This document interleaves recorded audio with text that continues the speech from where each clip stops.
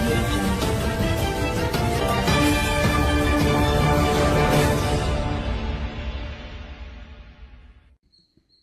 KBR news కి స్వాగతం. రాష్ట్ర అభివృద్ధి కూటమి ప్రభుత్వం ప్రధాన అజెండా.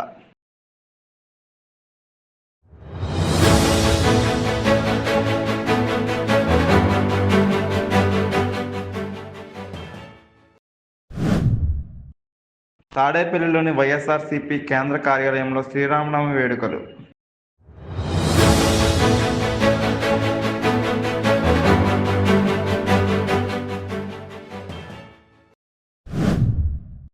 ఎవరిని వదిలిపెట్టను, పక్కా ప్లాన్తోనే నాపై దాడి, రఘురామ సంచలన వ్యాఖ్యలు.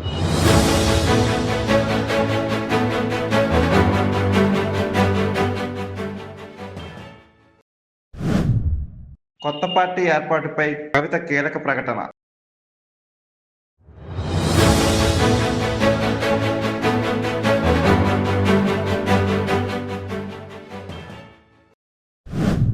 ఘనంగా పెద్దతమ్మలం గ్రామంలో శ్రీరామనవమి వేడుకలు.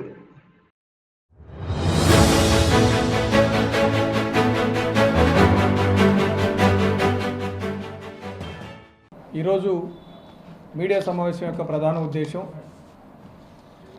పవన్ కళ్యాణ్ గారి మీద పాస్టర్ల ముసుగులో అనుచిత వ్యాఖ్యలు చేసినటువంటి మద్దిశెట్టి అజయ్ బాబు అనే వ్యక్తి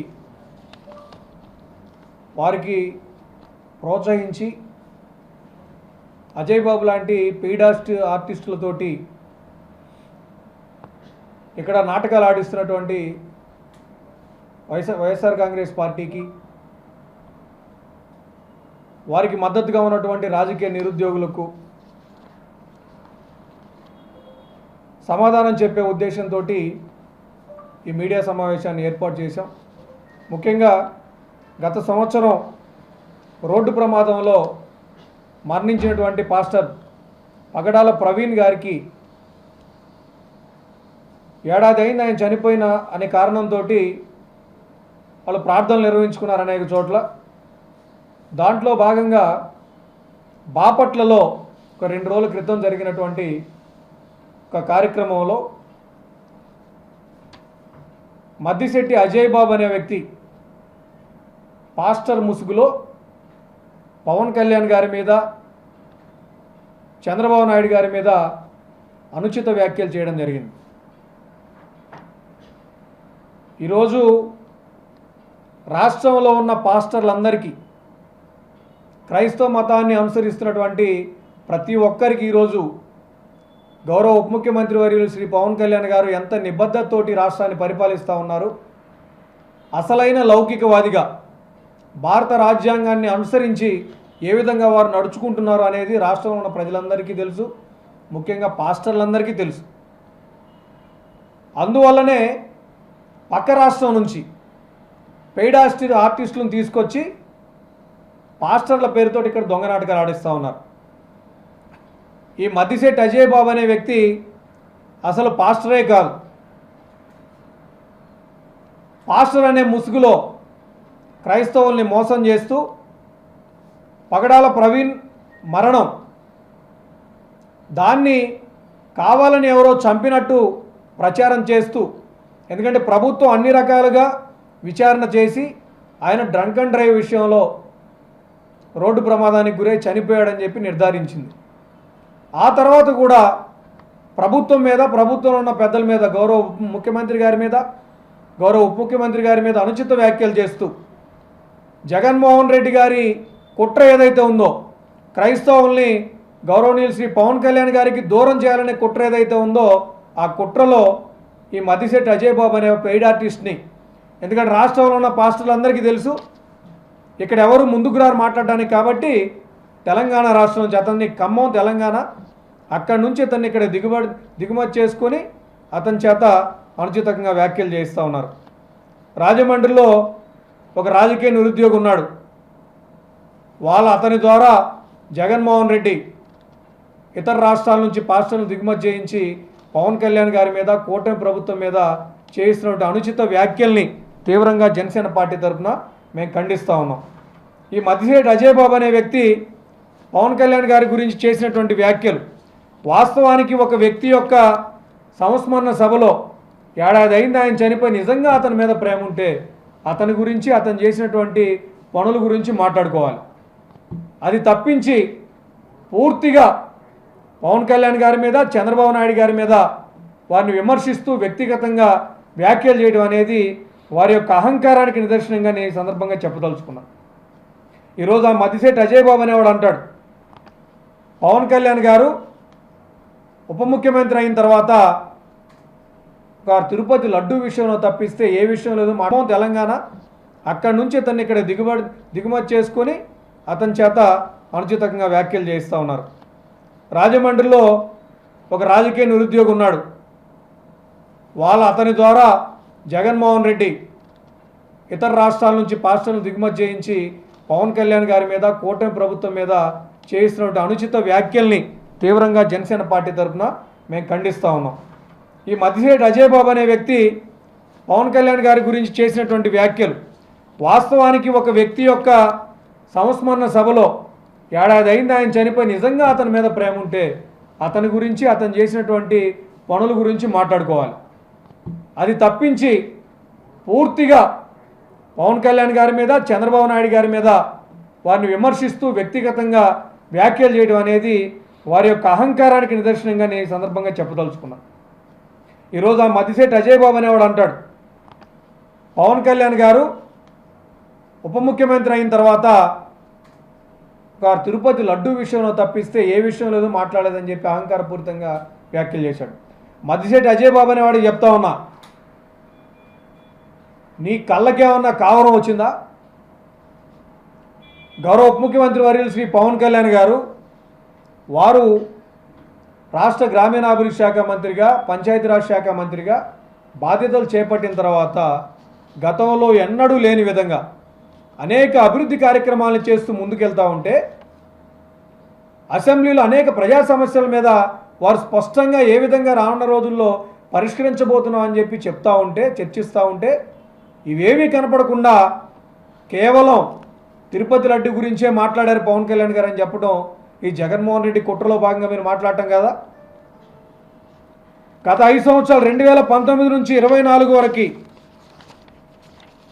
వైఎస్ఆర్ కాంగ్రెస్ పార్టీ హయాంలో 8,100 కిలోమీటర్ల రోడ్లు వేస్తే ఎంఎన్ఆర్జీస్ కింద 4,610 కోట్లు వాళ్ళు ఖర్చు పెట్టింది. పవన్ కళ్యాణ్ గారు గ్రామీణాభివృద్ధి శాఖ మంత్రిగా పంచాయతీరాజ్ శాఖ మంత్రిగా బాధ్యతలు చేపట్టిన తర్వాత ఒక్క ఏడాదిలోనే 2024-25 సంవత్సరాల మధ్యలోనే దాదాపు 17,551 కిలోమీటర్ల రోడ్లు 11,506 కోట్ల రూపాయలతోటి పూర్తి చేశాం. మరి అజయ్ బాబు అనే వ్యక్తి కళ్ళకి కనపట్లేదా ఈ అభివృద్ధి? ఈ రోజున అనేక కార్యక్రమాలు మానేసి పవన్ కళ్యాణ్ గారి యొక్క మంత్రిత్వ శాఖల ద్వారా కొన్ని వేల కోట్ల రూపాయలు ఖర్చు పెట్టి ఈరోజు ముందుకు తీసుకెళ్తా ఉన్నారు. దాదాపు 6,940 గ్రామాల్లో ఎక్కడైతే తాగునీటి సమస్య ఎదుర్కొంటా ఉన్న గ్రామాలు ఉన్నాయో ఆ గ్రామాలకి 9,441 కోట్ల రూపాయలు ఖర్చు పెట్టి మల్టీ విలేజ్ స్కీమ్ అనే పథకాన్ని 8 మల్టీ విలేజ్ స్కీమ్ పథకాన్ని అమలు చేస్తూ ఉన్నారు. ఇప్పుడు మొదటి విడతలో. రెండో విడతలో 6,216 గ్రామాల్లో 9,355 కోట్ల రూపాయలు ఖర్చు పెట్టి 7 మల్టీ విలేజ్ స్కీమ్స్ని అమలు చేయబోతా ఉన్నాం. వీటి ద్వారా మొదటి విడతలో 1,14,00,000 మంది లబ్ధి పొందితే రెండో విడతలో దాదాపు 50,38,000 మంది లబ్ధి పొందబోతా ఉన్నారు. దీంతో పాటుగా తాగునీటి సమస్య అత్యంత తీవ్రంగా ఉన్నటువంటి 3,000 గ్రామాల్లో 1,814 కోట్ల రూపాయలతోటి ఆ ప్రభావిత గ్రామాల్లో తాగునీటి సమస్య పరిష్కారం కోసం ఈ ప్రభుత్వం కట్టుబడి పనిచేస్తూ ఉంది. ఇన్ని అభివృద్ధి కార్యక్రమాలు చేస్తూ ఉంటే ఇంత అహంకారపూరితంగా ఇంత అవివేకంగా పవన్ కళ్యాణ్ గారి గురించి వారు తిరుపతి లడ్డు విషయం తప్ప మరేమీ మాట్లాడలేదని చెప్పి ఈ దుగ్గిశెట్టి అజయ్ బాబు ద్వారా జగన్మోహన్ రెడ్డి మాట్లాడించడం అనేది అత్యంత హేయమైన చర్యగా నేను ఈ సందర్భంగా తెలియజేయదలుచుకున్నా. మాస్టర్ పగడాల ప్రవీణ్ గారి మరణం ఒక వ్యక్తి మరణం ఎవరినైనా బాధిస్తుంది, ఎవరైనా దిగ్భ్రాంతికి గురి చేస్తుంది. ఆయన డ్రింక్ చేసి డ్రైవ్ చేస్తూ ప్రమాదవశాత్తు రోడ్డు ప్రమాదంలో మరణించారని చెప్పి కూడా అనేక నివేదికలు తీసుకున్న తర్వాత ప్రభుత్వం నిర్ధారించింది. దీని గురించి పవన్ కళ్యాణ్ గారిని విమర్శించడం, ముఖ్యమంత్రి గారిని విమర్శించడం, పవన్ కళ్యాణ్ గారి యొక్క సిద్ధాంతాల గురించి అవహేళన చేస్తూ అజయ్ బాబు అనేవాడు నిన్న బాపట్లో జరిగిన సమావేశంలో మాట్లాడటం జరిగింది. బాబు అజయ్ కుమార్, నీకు ఒక్కటే హెచ్చరిస్తా ఉన్నా, పవన్ కళ్యాణ్ గారి యొక్క సిద్ధాంతాల గురించి మాట్లాడేంత సీన్ నీకు లేదు. ఒళ్ళు దగ్గర పెట్టుకొని మాట్లాడాలి. ఎగతాళిగా మాట్లాడితే పవన్ కళ్యాణ్ గారి 4 మాటలంటే గుర్తింపు తెచ్చుకోవచ్చు అనేటువంటి లేకి మనస్తత్వంతో ఈ విధంగా మీరు బిహేవ్ చేస్తూ ఉన్నారు. పద్ధతి కాదు అది, పద్ధతి మార్చుకోవాలి. క్రైస్తవులు ఈ విధంగా ఉండరు, క్రైస్తవ పాస్టర్లు ఈ విధంగా ఉండరు. యేసుక్రీస్తు బైబిల్లో చెప్పిన శాంతి, ప్రేమ, కరుణ ఇలాంటి సిద్ధాంతాలని ప్రచారం చేసుకుంటూ వారు క్రైస్తవ మతాన్ని ప్రజల్లో తీసుకెళ్తూ ఉంటారు. కానీ నీలాగా ఈ దుగ్గిశెట్టి అజయ్, ఈ మద్దిశెట్టి అజయ్ అనే వ్యక్తి ఏనాడు కూడా ఇతను పాస్టర్గా పనిచేసినటువంటి పరిస్థితి లేదు. ఇది నేను చెప్తున్నటువంటి విషయం కాదు. అవసరమైతే మీకు ఒక వీడియో క్లిప్పింగ్ చూపిస్తాను. ఇతను చేస్తున్నటువంటి కార్యక్రమాలు పాస్టర్ల ముసుగులో దుగ్గిశెట్టి, ఈ మద్దిశెట్టి అజయ్ అనే వ్యక్తి చేసినటువంటి కార్యక్రమాల గురించి పాస్టర్ల కల్ట్లోనే ఒక వ్యక్తి చెప్తున్నటువంటి మాటలు మీరే వినండి. ఇక అజయ్ బాబు విషయానికి వస్తే, అజయ్ బాబు అంటే పాస్టర్ కాదు, పాస్టర్ కాదు. ఓకే, ఒకప్పుడు ఏమైనా పాస్టర్ కావండి సంఘం నడిపించడం నాకు తెలియదు, కానీ ఇప్పుడు ప్రస్తుతానికి అది చేశాడు అంటే ఆన్లైన్ లో వచ్చేటువంటి అమౌంట్కి రుచి మరిగాడు. అంటే భక్తి పేరుతో వచ్చేటువంటి డబ్బుకి రుచి మరిగాడు. మీకు తెలియదు కదా, పాస్టర్ అంటే పాస్టర్ ఏమంటారు, కాదు పాస్టర్ కదా వ్యక్తి. ఒక పంతాన్ని అనుకున్నాడు. అదేంటంటే క్రైస్తవుల మీద దాడి జరుగుతుంది, చర్చిల మీద దాడులు జరుగుతున్నాయి, క్రైస్తవులకు రక్షణ లేదు, లేకపోతే ఏమంటారు మన విశ్వాసం ఏదో అయిపోతుంది, ఈ బయట వాళ్ళు దాడులు చేస్తున్నారు, కాబట్టి నేను వారికి సహాయం చేస్తాను, వారిని ఆదుకుంటాను, మీరు నాకు అమౌంట్ పంపించండి. ఉదాహరణ జార్ఖండ్ లో చర్చలు పగలగొట్టారు, ఆయన ఫోటోలు చూపెట్టారు. జార్ఖండ్ లో చర్చలు పగలగొట్టారు. అసలు ఏమనుకున్నారు, బైబిల్ గురించి క్రైస్తవం గురించి వాళ్ళని అలా చేస్తారు ఇలా చేస్తారు. ఇది ఈ మద్దిశెట్టి అజయ్ బాబు యొక్క అసలు రూపం. ఇతను పాస్టర్ ముసుగులో క్రైస్తవులు కష్టపడి సంపాదించుకున్న డబ్బుల్ని, క్రైస్తవ మతం ప్రమాదంలో ఉంది, క్రైస్తవుల మీద దాడులు జరుగుతున్నాయి, ప్రభుత్వాలు ప్రోత్సహిస్తున్నాయని చెప్పి అసత్యాలు ప్రచారం చేస్తూ క్రైస్తవుల యొక్క డబ్బును దోచుకుంటూ వాళ్ళని మోసం చేస్తూ ఉన్నాడు. రాష్ట్రంలో ఉన్న క్రైస్తవులందరికీ నేను సందర్భంగా తెలియజేస్తా ఉన్నా, ఇట్లాంటి దుర్మార్గుల్ని ఏదైతే ఒక పాస్టర్ గారు చెప్పారు మొన్న, క్రైస్తవుల ముసుగులో, క్రైస్తవుల పాస్టర్ల ముసుగులో దేవుడి పేరుని ఎవరైతే అపహాస్యం చేస్తూ ఉన్నారో, ఆ పాస్టర్ గారు ఏమన్నారంటే బైబిల్లో ఉందట ఇలా, మిమ్మును బట్టి నా నామము అన్యుల ఎదుట దూషింపబడుతున్నది. అంటే ఈ పాస్టర్లు, దొంగ పాస్టర్లు, ఆ పాస్టర్ల ముసుగులో చేసేటువంటి కార్యక్రమాల వల్ల, అక్రమాల వల్ల, మోసాల వల్ల, దుర్మార్గాల వల్ల ఈరోజు జీసస్ క్రైస్టు ఇతర మతస్థుల దగ్గర అపహాస్యం అవుతున్నాడని చెప్పి బైబిల్లోని రాశాడు. దానికి నిదర్శనం ఈ అజయ్ అనేటువంటి వ్యక్తి. వీడు క్రైస్తవుల్ని రెచ్చగొట్టి తద్వారా ఆర్థికంగా లబ్ధి పొంది కోట్లాది రూపాయలు వెనకేసుకున్నటువంటి ఒక దుర్మార్గుడు వీడు. పవన్ కళ్యాణ్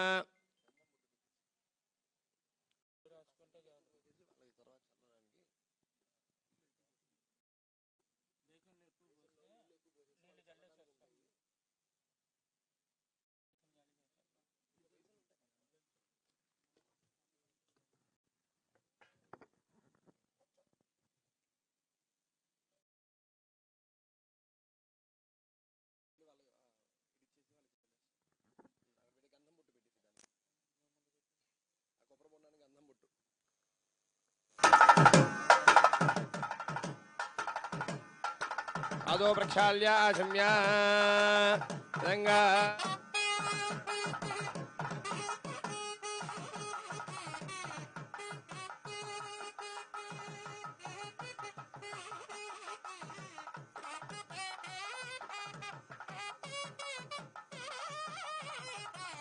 ओम इमं वस्त्राणि पे वसावसाधे वो रच्छद्रामन्तवो हसर्गाः అవాజరతమనృదాన విశ్వర్తేన మిత్రావరుణాసజేథే సుమంగళీరియం వధూరిమాగుం సమేత పశ్యత సౌభాగ్యమస్యే దత్వాయాధాస్తం విపరేతనా.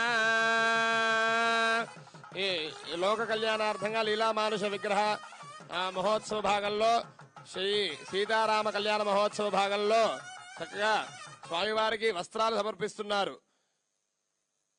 వైఎస్ జగన్మోహన్ రెడ్డి గారు శ్రీ వైఎస్ జగన్మోహన్ రెడ్డి గారి దంపతులు వైఎస్ఆర్సీపీ పార్టీ కేంద్ర కార్యాలయం సర్వసభ్యులు చక్కగా స్వామివారికి వస్త్రాలు సమర్పిస్తున్నారు. వివస్త్రాన్ని వసావసా దేవోరచ్చిత్ రామంతవో హసర్గా అవాదరతమరుతాన విశ్వర్తేన మిత్రావరుణాసజేథే. జై శ్రీరామ్, జై శ్రీరామ్, జై శ్రీరామ్.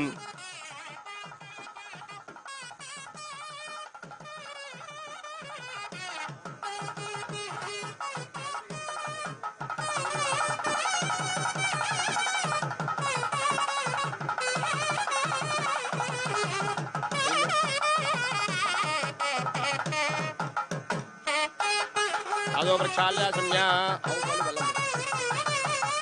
ఆవు పాలు బెల్లం.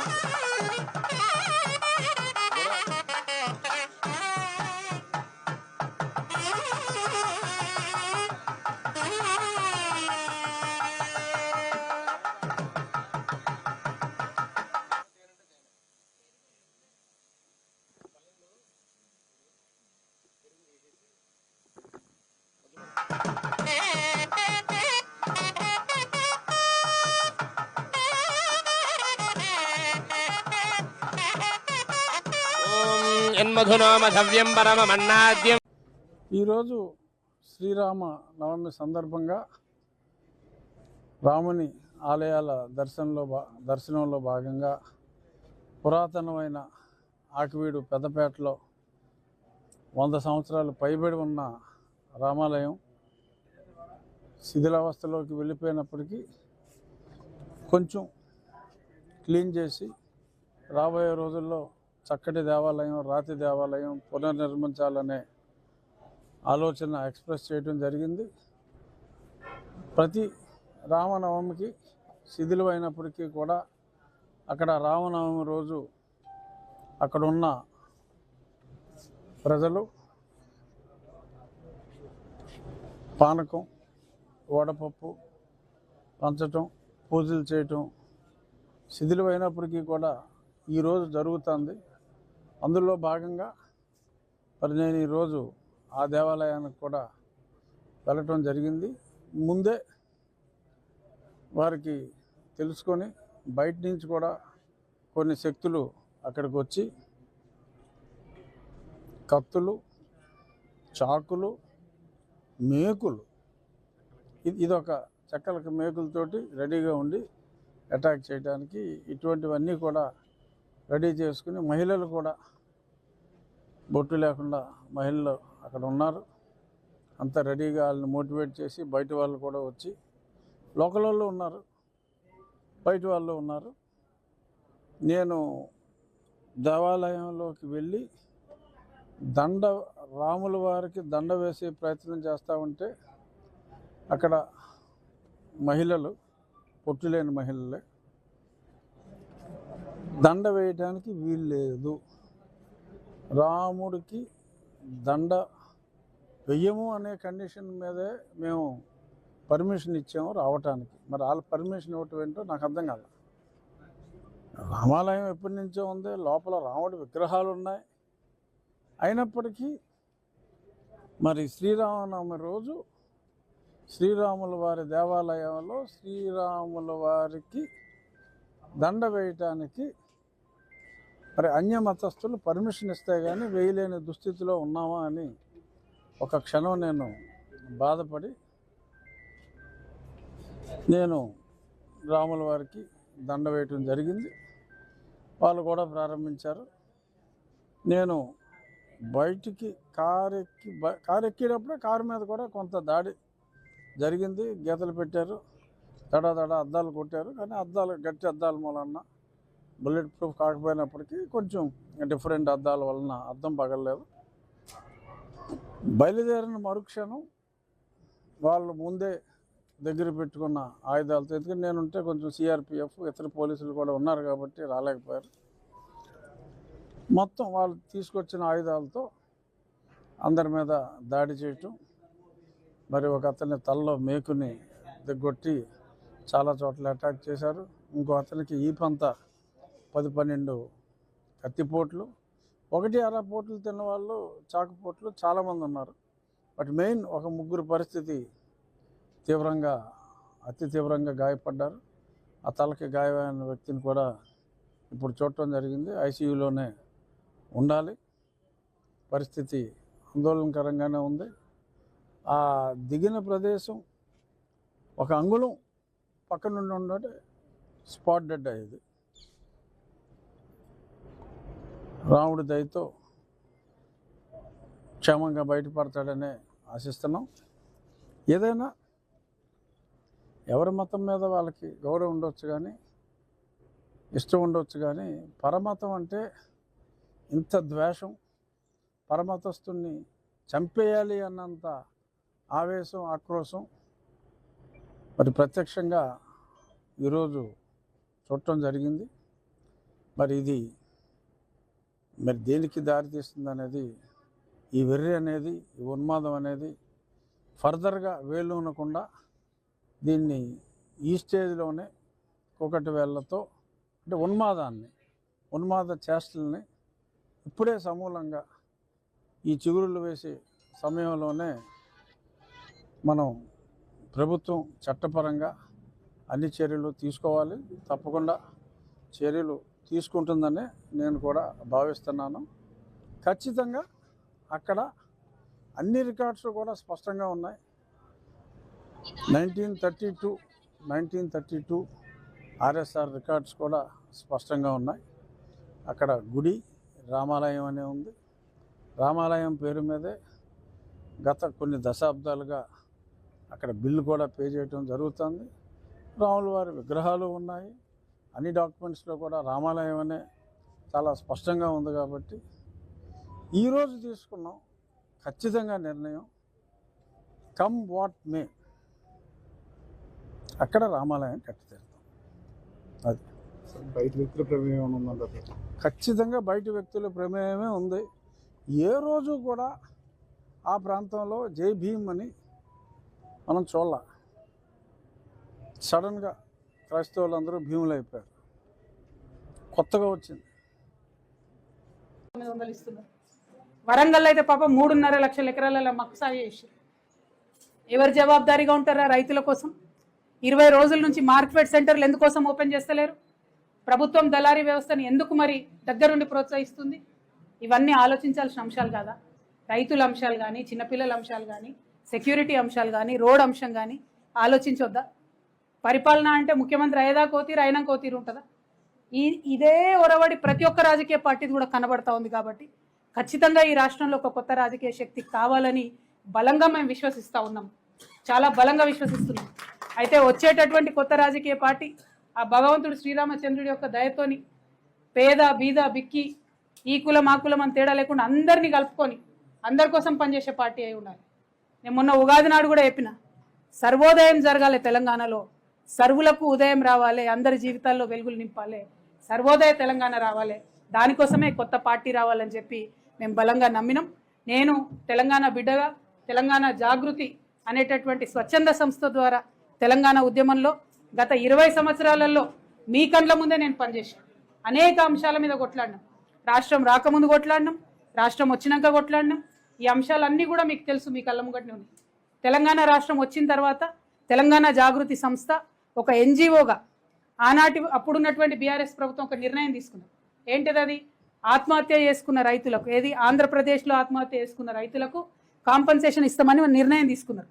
అయితే ఆ లిస్టులో ఒక 300 మంది రైతులు మిస్ అయితే తెలంగాణ జాగృతి ఆ బాధ్యతను తను తీసుకొని ప్రతి జిల్లాలో ఉండేటటువంటి ఆ 300 మంది రైతులకు 4 సంవత్సరాల పాటు 2,500 రూపాయల పెన్షన్ ఇచ్చినాం. మీకు ఆ రైతుల పేర్లు, జాబితాలు, వివరాలు ఇవ్వమంటే కూడా మా వాళ్ళు ఇస్తారు. అంటే ఉట్టుటి గీయలే నేను. మా కార్యకర్తలు వాళ్ళ ఇంటికి పోవాలి, మాట్లాడాలి, వాళ్ళ పరిస్థితి ఎట్లుందో తెలుసుకోవాలి. అప్పుడే 2,500 పెన్షన్ ఇవ్వాలి. ఇది తెలంగాణ రాష్ట్రం వచ్చినాక 2014 to 18 మేము చేసిన పని గురించి నేను చెప్తున్నా, ఉట్టి పనులు చెప్పట్లేదు నేను. అట్లా ఒకటి కాదు రెండు కాదు అనేకం పనులు ఉన్నాయి. రాష్ట్రం రాకముందు పనిచేసినాం, రాష్ట్రం వచ్చినాక పనిచేసినాం, బీఆర్ఎస్ గవర్నమెంట్ ఉన్నప్పుడు పనిచేసినాం, బీఆర్ఎస్ గవర్నమెంట్ లేనప్పుడు కూడా పనిచేసినాం. నిన్నగాక మొన్న ఖమ్మం వెలుగుమెట్లలో ప్రత్యేకంగా ఈ రాష్ట్రంలో కొత్త తరహా ఒక రాజకీయ శక్తి రావాలని చెప్పి, కొత్త తరహా రాజకీయ కాంబినేషన్లు రావాలని చెప్పి, అన్ని రకాలుగా పనిచేస్తున్నటువంటి అనేక సంస్థలను కలుపుకోవాలని చెప్పి ధర్మ సమాజ్ పార్టీని కలుపుకొని వెలుగుమట్లలో చేసినటువంటి ఉద్యమం మీ అందరికి కూడా తెలిసిందే. అల్టిమేట్గా రిజల్ట్ తీసుకొచ్చినాం, పేద ప్రజలకు న్యాయం చేసినాం.